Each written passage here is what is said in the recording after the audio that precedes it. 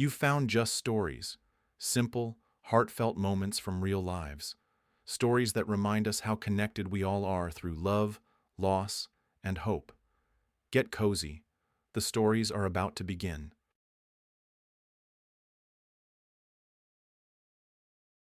The day lived is left behind when you cross the threshold of the apartment. The door closes. Then a bunch of keys rattles, carelessly thrown onto the bedside table in the hallway. A coat or jacket takes its usual place on the hanger, which has been here since the time of Eugene's grandmother. Back then, the family of a young factory worker, the blacksmith George Peter Miller, consisting of himself, his young wife Lydia, George's mother, and their newborn daughter Mary, moved into completely new, paint, concrete, and dust-smelling affordable housing. Grandfather George and grandmother Lydia have been gone for a long time. Their daughter Mary has already had 3 children and grown old in the same place, though it's almost the center of a small town, and the 3 living rooms were still impressive. The stairwell smelled of paint and was dusty, especially in autumn and spring. In summer it was stuffy and hot, in winter cold. Out of the 3 rooms, Eugene was constantly only in one, where he had lived since he was very young. The other 2, his grandmother's bedroom and the living room, he preferred not to touch. He didn't change the furniture or do renovations. He generally tried to keep the door to the second half of the apartment closed, not to go in there, not to listen to its strange sounds. Everything here reminded him of his carefree childhood and youth. His grandmother's room was the furthest. Eugene rarely went in there before either. Towards the end of her life, his grandmother completely lost her mind. It seemed she was afraid of war or blockade, neither of which she had experienced herself. But at the head of her bed invariably stood a television box, stuffed to the brim with supplies of grains, pasta, and sugar. On top, grandmother Lydia always placed feather pillows. She meticulously changed the pillowcases every week. Only after his grandmother's death did it turn out that she didn't protect the pillows just out of simple cleanliness. When they were sorting through things and furniture, it turned out that grandmother Lydia had hidden certain sums of money in every sweater, every mattress, and every duvet cover. It's a pity it wasn't discovered right away. The first 500 rubles were found by the eldest, Alice, when she was shaking out and gutting the old mattress. With that money, they gave his grandmother a decent burial, and there was some left for the memorial. That's what it means. She provided for herself. The large hall, the room in the center of the apartment, used to be a bedroom, a living room, and a dining room. Noisy crowds gathered here, his grandfather's friends, his grandmother's friends, uncles and aunts, and then his sister's fiancés and husbands started appearing. Not for long, but even children came. The liveliest feasts were held here. Memorials for unknown relatives and friends took place. New Year was celebrated, and all birthdays. Guests slept here. Although the only sleeping places in the hall were sofas and a pull-out armchair, there was enough space for everyone. They slept on the floor, on inflatable mattresses, fitting onto blankets and throws. Eugene loved holidays and came, but with interesting guests whom he liked and who liked him, grandmother Lydia never missed an opportunity to boast about her grandson's achievements. Little Jean got second place in the school French competition. Jean was given a certificate today for excellent academic achievements. Eugene graduated from school with a gold medal. Our little Jean got into law school just as we wanted, and on a scholarship without any tutors. At first, only his grandmother openly admired Eugene. Later, with age, his mother joined in. And when he met Marina, oh, that Marina. Here, in this apartment, everything started with Marina, and here it also ended. He didn't want to remember his beloved grandmother. He no longer liked immersing himself in the world of holidays, her childhood with many guests. It was hateful and disgusting. His grandmother, with 3 grades of education, was proud of every single A he got. She didn't understand that these grades weren't for knowledge, but just for his unusual intelligence.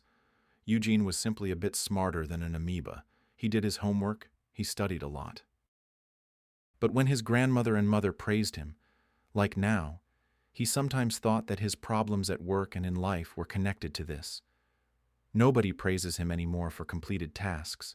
for the hasty cleaning he does at home. Nobody is proud of his simple achievements, and that means it becomes unnecessary to accomplish them. Marina also praised him, was proud of him at every opportunity. They met back in school. 2 classes were combined then, and Marina became a student in 7th B. She seemed much older, wore a strict school uniform, although it wasn't mandatory. Her hair was always styled in a braid or a ponytail.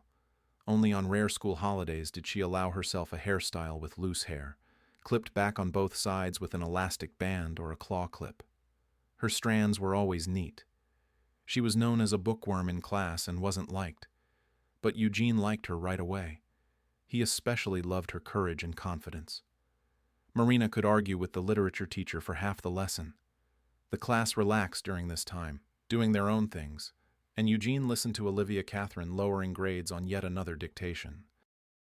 Thoughts and memories involuntarily visited Eugene on particularly sad evenings, when he wasn't very busy with work or, on the contrary, was overloaded. Tonight was just such an evening. Eugene brought a stack of documents from work. He had to familiarize himself with them, sort everything out, and then write the same volume of responses, opinions, and questions. There was no talk of happy weekends. So now, having quickly shed his jacket and shoes, Eugene dove into the kitchen and pulled out the sandwiches from the refrigerator that were left over from the morning. He quickly brewed tea and moved to his room, the only one where traces of human presence remained. He didn't want to wake up. His whole body ached. Yesterday he hadn't closed the window, wanting to air out the room, and had fallen asleep like that. A raw wind, joined by light rain during the night, flew around the room all night. The windowsill was splattered with drops, and some got on the table. Eugene huddled in the blanket, then burrowed into the throw as well. He didn't want to sleep, and he had no desire to get up. As soon as you put your feet off the bed, the world would inevitably engulf you completely. Today he would have to throw the throw onto the sofa, wipe the table and windowsill, and make coffee, which he would have to drink even without bread. After all supplies were destroyed yesterday. This is how every day begins. Between morning and night, he would have to spend time somehow, work with documents, go to the store, browse on his phone. Excellent plan, Eugene thought. But still, first the store and then the documents. He often said his plans out loud. Today he dressed in casual clothes, just taking the jeans and hoodie that had been hanging on the dryer since Monday. He smoothed his overgrown haircut with a comb. Instead of heavy boots, he put on sneakers. He slung a backpack over his shoulder and headed towards the store. He wanted to take a walk in the morning. Raindrops kept falling from the sky. But this didn't spoil his overall mood at all. There were few people on the streets, and those who were hurried to hide from the drizzle. It was cool, chilly, but if you put on your hood, you forget about it. It becomes cozy. You immediately feel protected, confident, as if you've conquered the elements. Thoughts like these occupied Eugene. He liked them, and to stay with them longer, he decided to walk to the shopping pavilion. He had spent most of his life in this city. He had left for the capital for 3 years to improve his qualifications, but he couldn't continue working in the cool metropolis. The huge distances scared him. The large buildings didn't let him breathe. The constant flow of people irritated him. It became unbearable. After trying his luck, Eugene returned to his hometown, his native apartment. He was gladly accepted back at his old job. From this house he had left for school for 10 years, walked down the sidewalk, and crossed the road. Every day he walked past the huge, long building on Pushkin Street. That's when he learned it was a commune house. Eugene had seen it in his history textbook. Along the building, almost every morning, old women vendors sat selling socks, napkins, mushrooms, and berries from the nearby forest. There were also bundles of firewood and small souvenirs. Every year there were fewer and fewer old women, then they started being chased away. All this happened before Jean's eyes. A 2-story barracks. Marina and her mother used to live here. At 8:10 a.m., Eugene was already standing under her windows, waiting. Together they went to school, and then walked back the same way. When they started studying at the institute, both having gotten into law, they walked in a different direction. to Communist Square. From there, they took the 17th bus to the final stop, the Institute of Law. Now Eugene was also walking to the Commune, as all the locals called it. In his 36 years, the road hadn't changed at all, although a few tobacco shops had opened and the park entrance had been improved. The building remained in place. Further on, a new coffee shop in a foreign style, a lounge area, a co-working space. And in the same building, the Matriona store from Eugene's childhood. And the sign was the same, and it seemed the same saleswoman, only older now.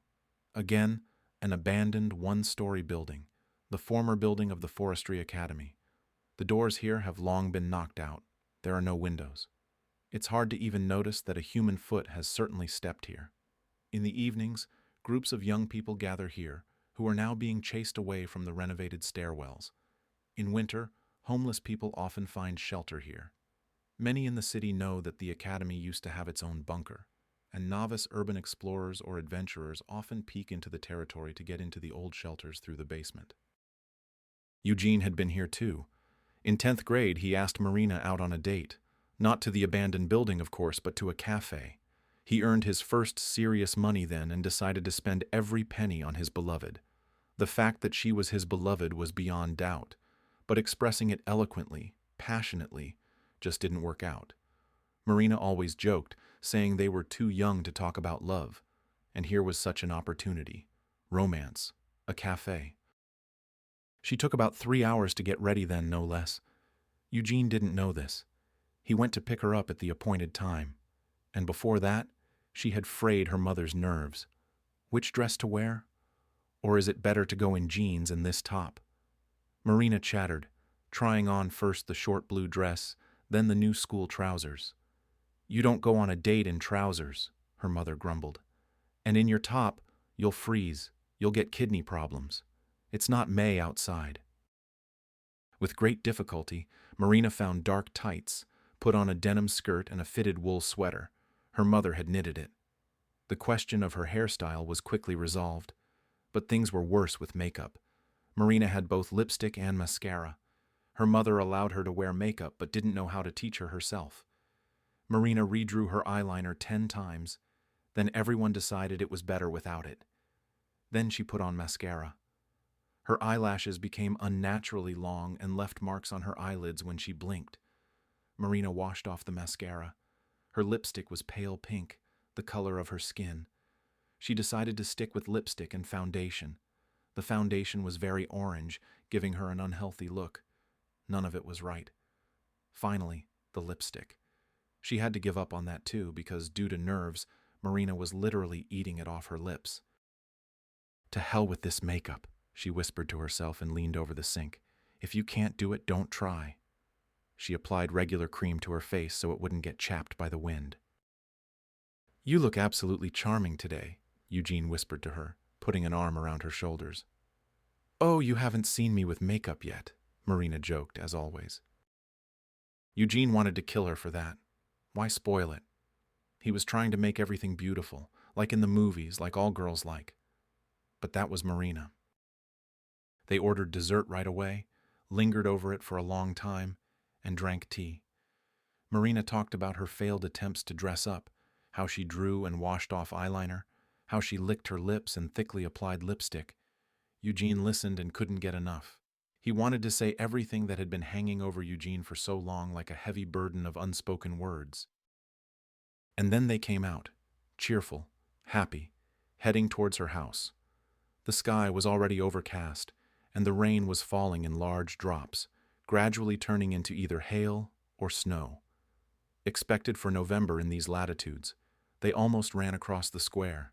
The academy building had been vacated quite recently, and only the most resourceful had already taken a liking to it, and boys had knocked out the windows with slingshots. Overall, it was an ideal shelter in bad weather. Let's stand under the roof, Eugene suggested, at least until the hail stops. Marina agreed. They stood in the doorway, watching large hailstones mixed with raindrops shatter on the asphalt. A heavy hailstone broke near Eugene's feet. He squeezed Marina's hand tighter and moved closer. This scene could easily inspire a poet or an artist. Semi-ruined brick walls, an empty doorway against the backdrop of the rustling rain. A couple, a boy and a girl, look at each other. She looks up at him. He leans towards her face. Just like that, without many words, soaked through, they were always together. I love you and I'm not going to let you go. And if you laugh again, he took another breath. Please laugh. You can joke it off. I want you to hear this and always know it. I need you. He fell silent, either waiting for an answer or considering his words. And I need you too, Marina said with a smile. But her eyes seemed to shine differently, not with a childish smirk, but with some kind of too serious devotion, as if she had only been waiting for these words. And they didn't need loud speeches, beautiful dates, bright makeup, and ringing laughter. They just needed to be in the right place at the right time. Snow began to fall, mixing with the mud on the asphalt, but not having time to melt completely. Near Marina's house, the young people were already feeling the night frost. The wind changed sharply.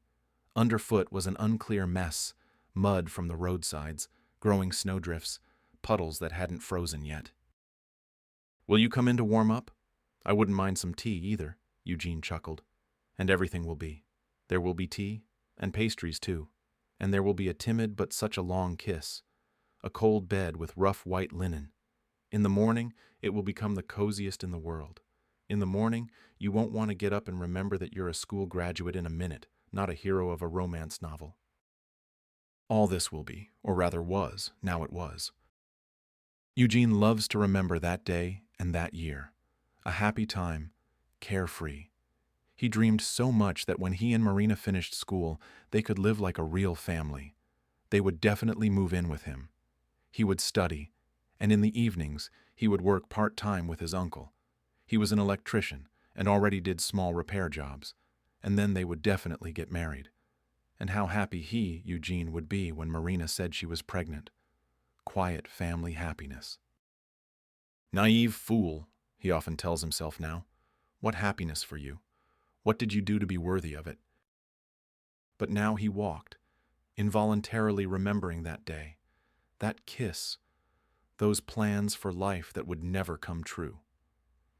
In place of the cafe was now that very shopping pavilion, proudly named Palmyra.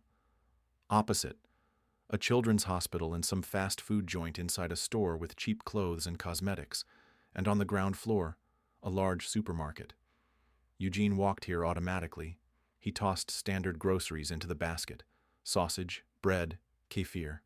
After thinking, he took a bottle of cognac from the shelf.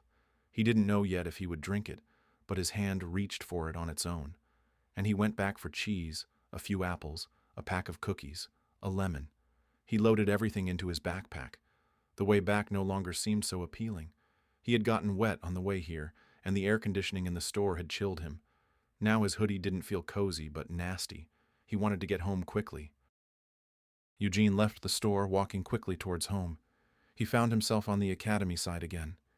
He stepped into a puddle with his sneakers and stopped for a second to shake them off. A knock.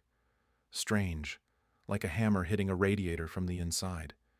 The blow repeated several more times, sometimes stronger, sometimes weaker. He went inside the dilapidated building. Here the sound was clearly audible. They were hitting the radiators. But how could you guess where? For a minute, doubts overwhelmed Eugene. Should he go in there? For his own peace of mind, he decided to check anyway. If it was a couple of questionable individuals, he would just go on his way. But what if someone was stuck? There was no one on the first floor. Eugene quickly reached the door to the basement. He turned on the flashlight on his phone. For some reason, he shouted, "Hello!" and immediately stopped himself. What kind of hello? You're not lost in the woods. And what should you shout in dark, abandoned basements? Probably, "Is anyone here?" What a silly thought. If they're knocking, it means someone is there. "Where are you?" Eugene shouted at the top of his lungs. "Do you need help?" "Yes." A thin, barely audible response suddenly came. "I'm here." And where is here? Eugene thought to himself.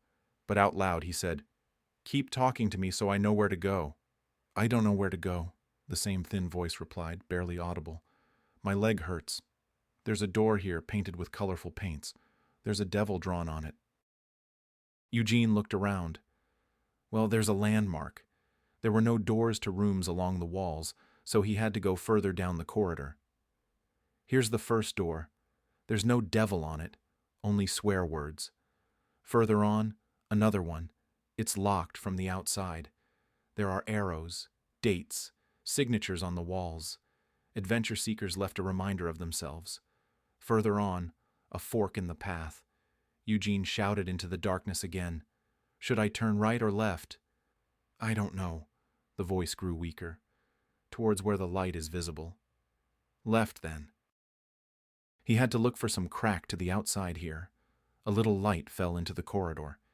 Here it is, the door with the devil. Horned, red, with black eyes. It wouldn't be a sin to exhibit one like it in the Hermitage. It turned out very canonical.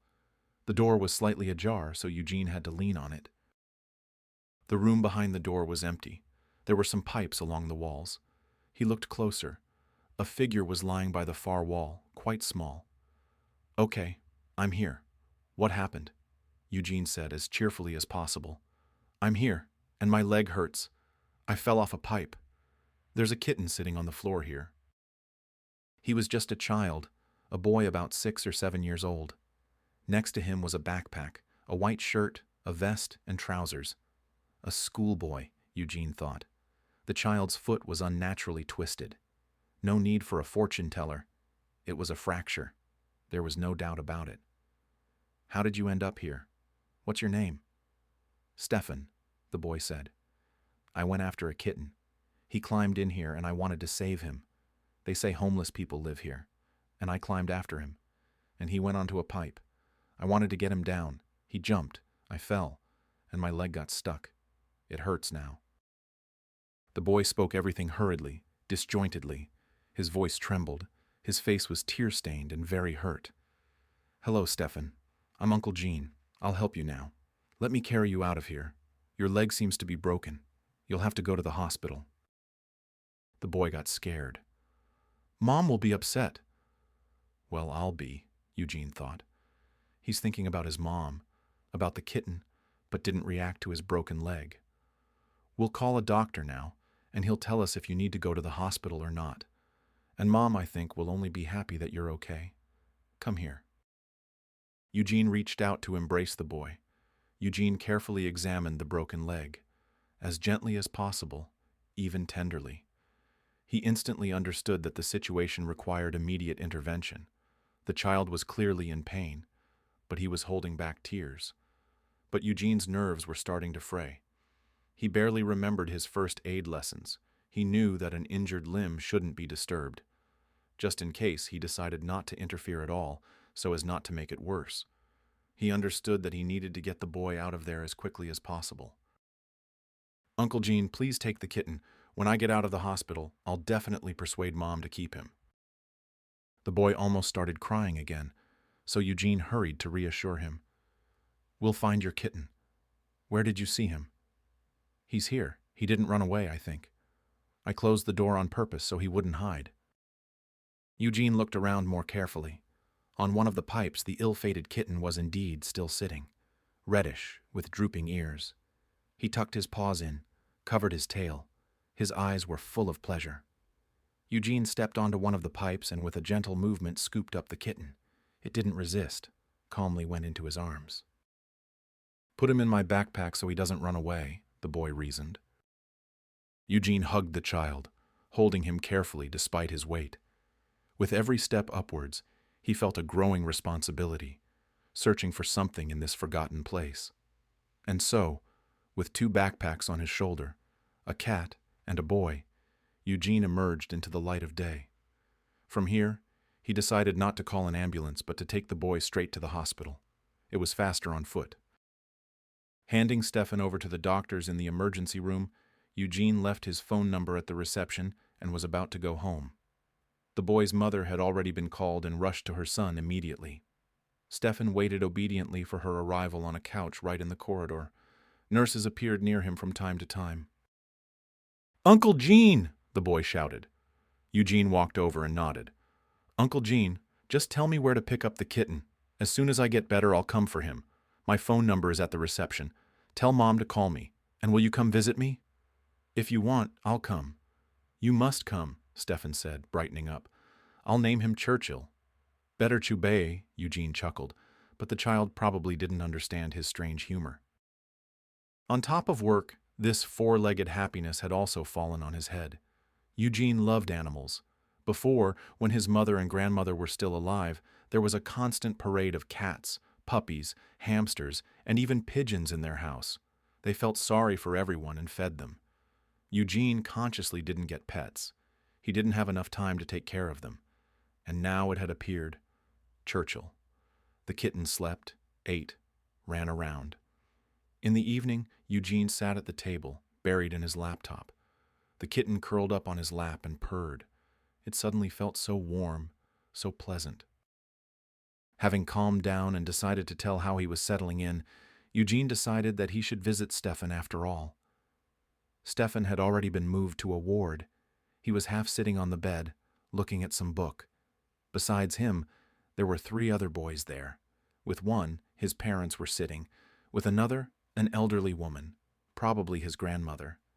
Another boy was rearranging his things, apparently getting ready to go home. Stefan's bed was directly opposite the door. Eugene took a few steps towards the boy who had been distracted from his book. "Well, hello. How are you feeling?" Eugene smiled. "Hello," the boy beamed.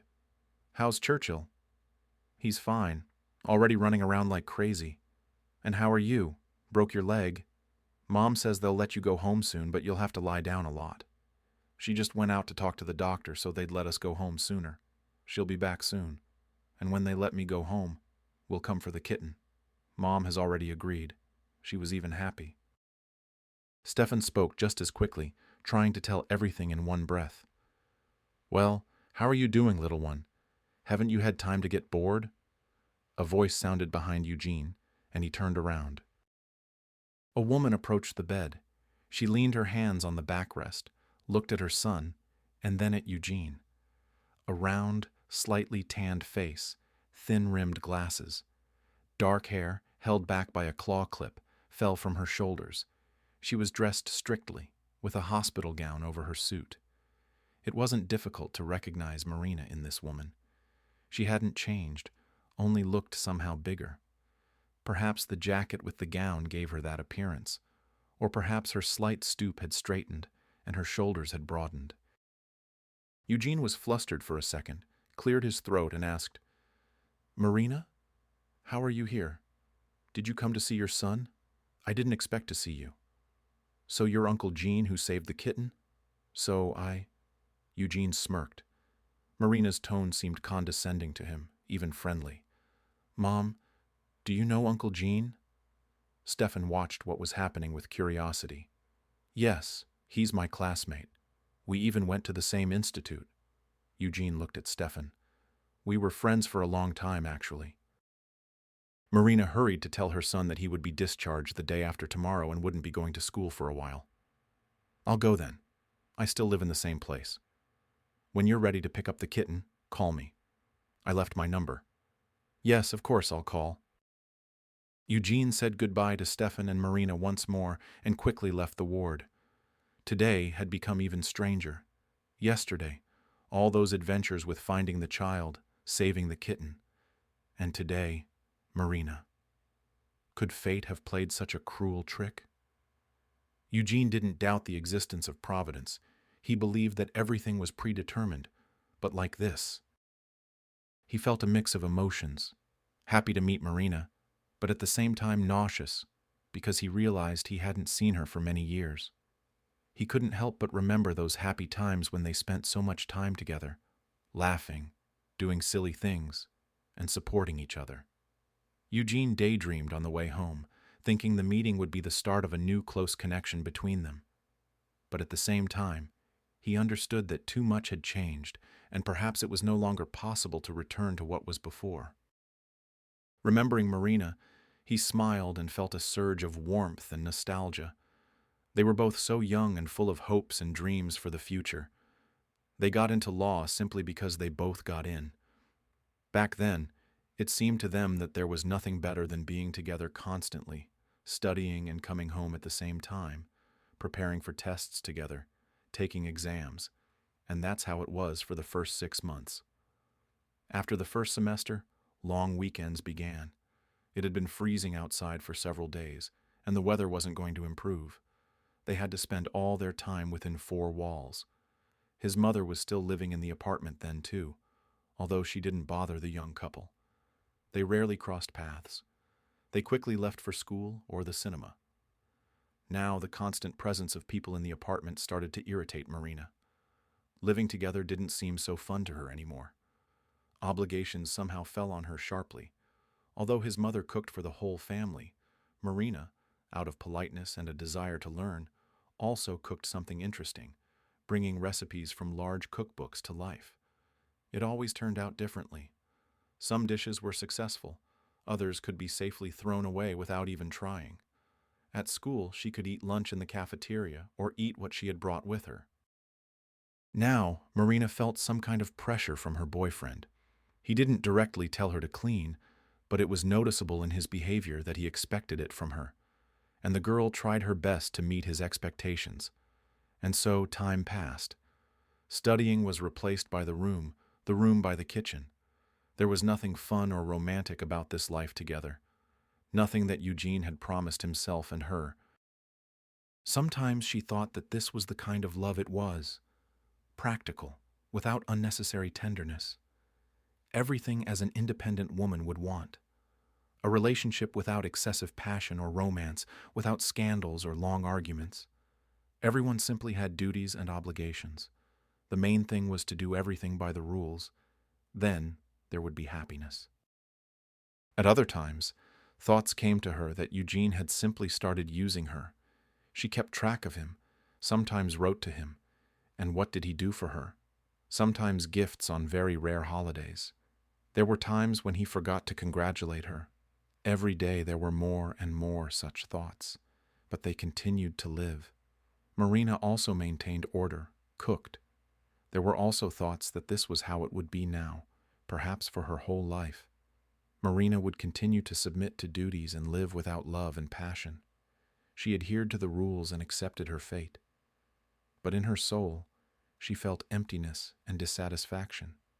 She dreamed of more, of real love and the feeling of happiness. She continued to endure all these thoughts and doubts, for such was her reality. She, Marina, an excellent student, a beauty, one might say. She had so many ambitions: to study law, become a prosecutor, wear a blue uniform suit, and handle court cases. She wanted to go to work from 8 to 6, 5 days a week, to come home, to a large armchair with a throw, taking off her high-heeled shoes on the way, feeling her legs relax. She would throw a throw over her knees, take a book, or turn on the TV. She would cook what she wanted or order food delivery. She would brew tea, drink it slowly, looking out the window, having changed into soft home pajamas. A huge bed. That's how Marina dreamed of a big bed with a carved headboard and a canopy, like a princess. She would fall asleep, and in the morning she would go to work again. Marina's weekends would be just as leisurely. Walks in the fresh air, then popping into a couple of shops. She would buy herself puzzles or embroidery to occupy her evenings. Simply a dream vacation. And in the summer, she would go to the sea. Living far in the north, she hadn't imagined what the sea was like until she was 20, but she yearned for it greatly. Her grandmother, who used to live by the sea, the Baltic Sea, a cool one, told her about it. It rages, it's boundless, it attracted, it captivated. Marina dreamed of the sea. Eugene suddenly invited her during the summer holidays after their first year. They had a whole free month after the session and practical training. Marina agreed, but it turned out it wasn't cheap at all. But they went on the upper side berths of an old third-class carriage with huge backpacks. They took everything they could so as not to buy things there, not to spend money. They stayed there for 5 days. They lived in a tent between a sanatorium and a wild beach. Every day they went swimming. Once they climbed a mountain. They had a boring vacation. But for Marina, it was magical. She didn't want to go anywhere but the sea. To lie down, sunbathe, swim. There they didn't argue, didn't share anything. They just enjoyed their vacation as much as they could. And after that trip, Marina understood clearly. She would go to the sea every year, with money. She so wanted to have coffee in a seaside cafe, eat all those southern fruits, go on some excursion. They went to the sea again during the holidays. Then they could afford an inexpensive hotel and coffee on the shore. After all, Eugene fulfilled her dream, showing her the sea in all its glory for the first time. Eugene returned to the apartment, bewildered. His past feelings didn't just stir. Maybe to St. Petersburg or Moscow, or maybe south, to the sea. Something incredible had happened today. She was here. She had a son. He went to school here. That meant she had been in the city all this time. In such a small town, he had never met her. If it hadn't been for yesterday's incident, he would never have known. He reasoned this way, sometimes aloud, sometimes in his thoughts. Well, here she is. And what now? Will you run to declare your love, that you were wrong, that you were a complete fool? She probably has a husband, too. Do you think she'll forgive you now, throw herself into your arms, cry with happiness, and you'll live happily ever after? So why didn't she rush towards you in the ward if she missed you? And why didn't you rush towards her? At least say, "Ah, what will you do now?" The doorbell pulled him out of his thoughts and reflections. Eugene actually flinched. He put out and then threw away his cigarette. Could it be Marina? Yes, she was standing on the doorstep with an open umbrella. So serious and businesslike. She didn't fit into the decor of this apartment. She was too young for it, too. Now she wore high-heeled boots. Before, her mother didn't allow her to, so she wouldn't look short next to her daughter. Now the black patent leather boots added another 10 centimeters to her height, lengthening her legs in narrow trousers. A narrow-fitted burgundy coat gleamed with raindrops. A scarf. And she never used to wear hats, saying her face was too round and she looked like a mushroom. But now she had found a solution. An elegant beret. Eugene stared at her for an indecently long time. He didn't immediately remember that he should invite his guest into the apartment. "Will you come in?" he invited her with a gesture. "I came to say thank you." Marina stepped across the threshold of the apartment. Eugene saw a painfully familiar scene. Here she was, Marina. Just like before, she first took off her coat, then her beret, shook off invisible dust particles, adjusted her trousers, and set down her bag. "I'm so glad you were there. Stefan is such a handful," she paused. "He climbed into the basement, said he wanted to save a kitten." As if hearing he was being discussed, the red culprit darted out towards the people. Marina felt a little relieved. Here it was, the reason to come here and have this awkward conversation. "Who's this little cutie?" she said to the animal. "He's beautiful, isn't he?" she said to Eugene.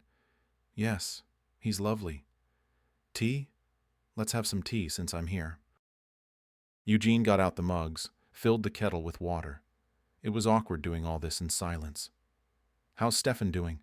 he asked to break the ice. "Nothing serious?" "Yes, luckily everything turned out okay. What saved him was that you were there. Who knows who else hangs around in that hovel?" Marina winced.